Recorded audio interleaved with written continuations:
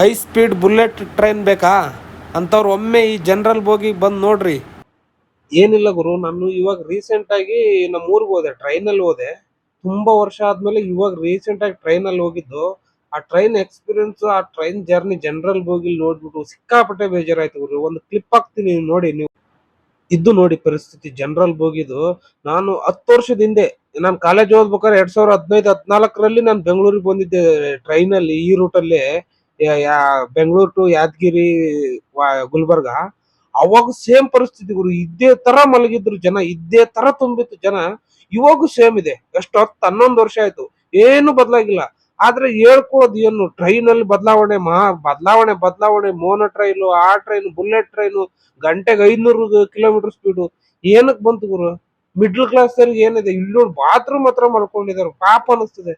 ಆದ್ರೂ ಒಂದ್ ಕ್ಷಣ ನಮ್ ಕೈಲಿ ಏನು ಮಾಡಕ್ ಆಗಲ್ಲ ಅನ್ಸುತ್ತೆ.